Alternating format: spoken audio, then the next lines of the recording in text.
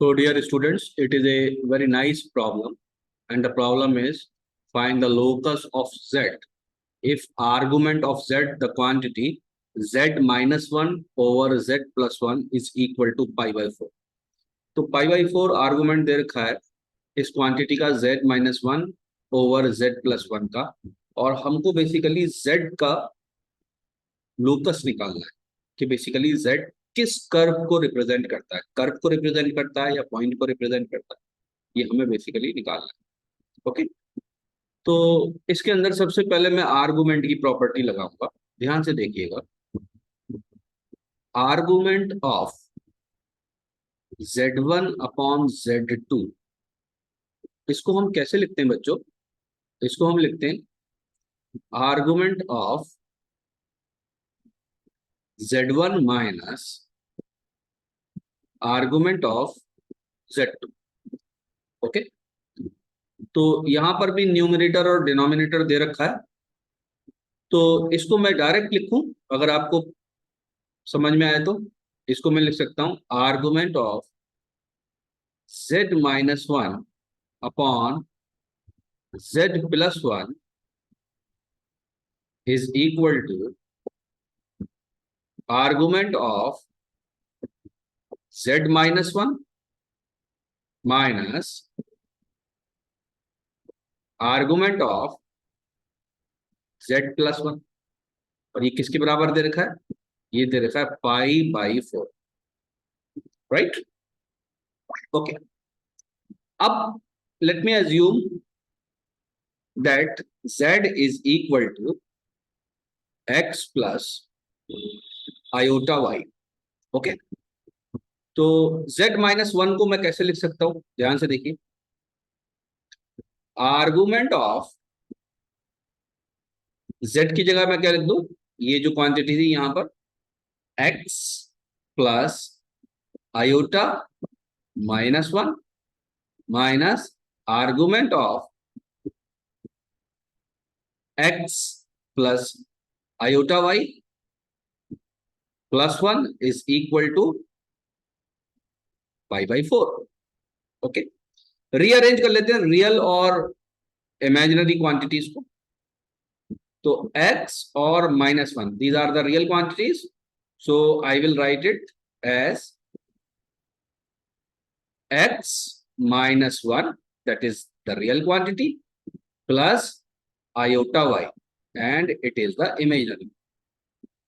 Likewise, I will also arrange in the second term, that is argument of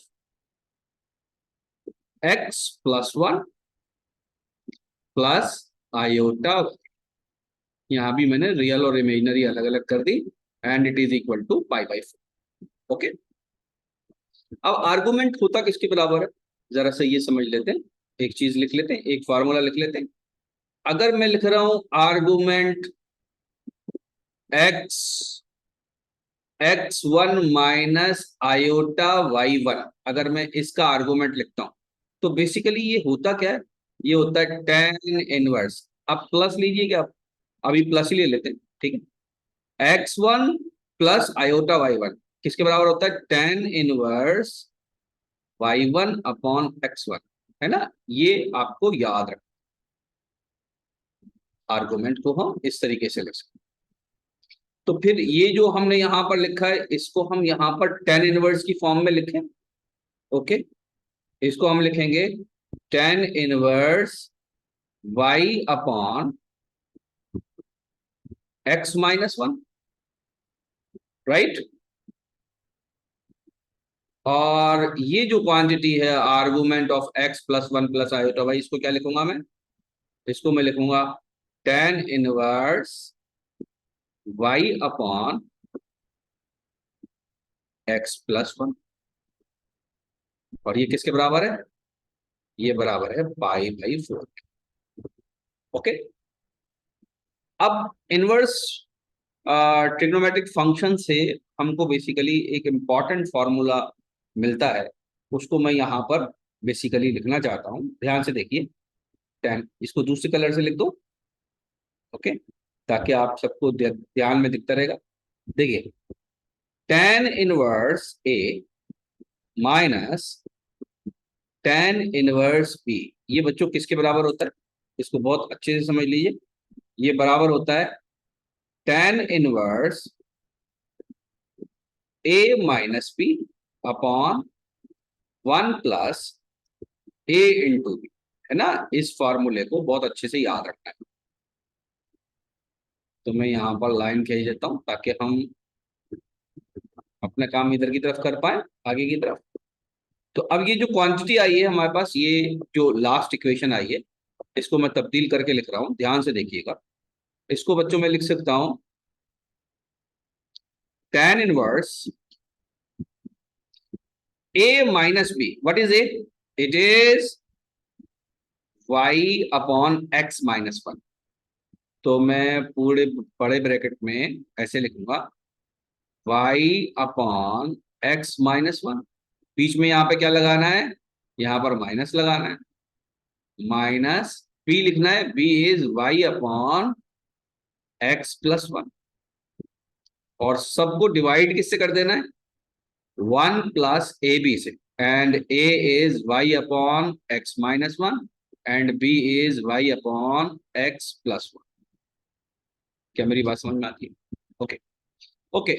ये किसके बराबर है बच्चों, ये π/4 के बराबर है। इसको अभी थोड़ी देर के लिए रुका रहिए, इसी को बराबर लिख लीजिए। tan इनवर्स, इसको हम बाद में लिख लेंगे π/4। tan इनवर्स, पहले सिंप्लीफाई कर लेते हैं लेफ्ट हैंड साइड को।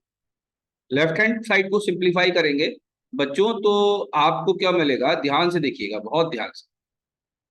x² माइनस 1 का square, okay, y times x plus 1 minus y times x minus 1, right. और ये ब्रैकेट मैंने बंद कर दिया। यहां पर मिलेगा x² minus 1 plus y² upon x² minus 1। Minus 1 का स्क्वायर, ऑफ कोर्स, बात समझ में आ रही। Actually x minus 1 x plus 1 है वो। तो हम दो चीजों को काट सकते हैं यहां पर बहुत आराम से, आप देखेंगे। एक तो इसे काट देंगे, एक इसे काट, और हमें मिलेगा क्या, ये हमें जो मिलेगा, ध्यान से देखिए, ऊपर की क्वांटिटीज को मैं मल्टीप्लाई कर रहा हूं तो मुझको मिलेगा ये, it is equal to tan inverse xy plus y minus xy plus y। और नीचे क्या मिलेगा मुझे, नीचे मिलेगा x² प्लस y² माइनस 1।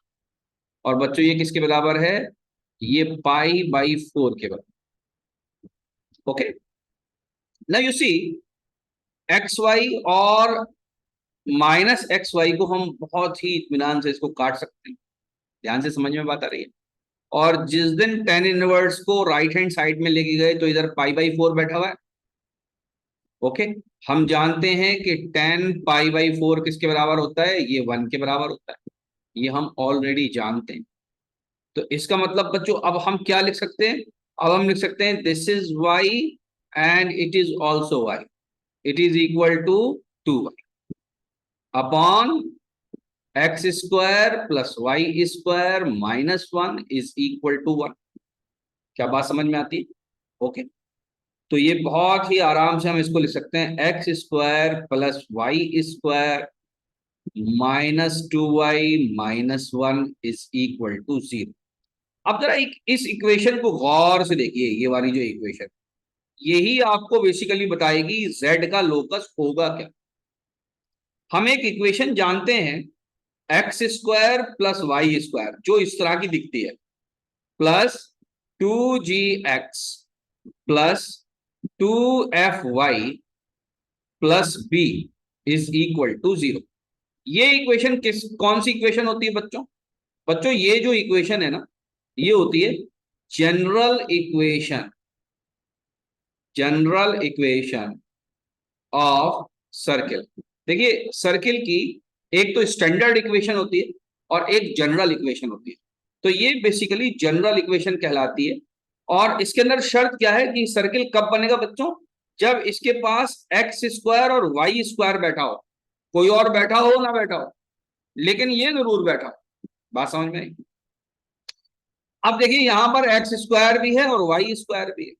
अच्छा, y की टर्म, y का कोफिशिएंट है, यानी 2f तो जिंदा है, लेकिन x का कोफिशिएंट नहीं है, 2g जिंदा नहीं है।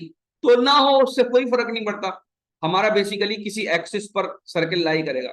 तो हम ये कह सकते हैं इट इज z, आंसर हमारा क्या होगा, z रिप्रेजेंट्स सर्किल। z का लोकस क्या है, बेसिकली ये सर्किल। अब हम इसके सेंटर भी निकाल सकते हैं, रेडियस भी निकाल सकते हैं, वो ये एक अलग मसला है। अभी फिलहाल जो बेसिकली लोकस की बात हुई है, तो लोकस क्या है z का, z का लोकस है सर्किल। ओके, अभी आगे और भी क्वेश्चन है बच्चों, वो देख लीजिए।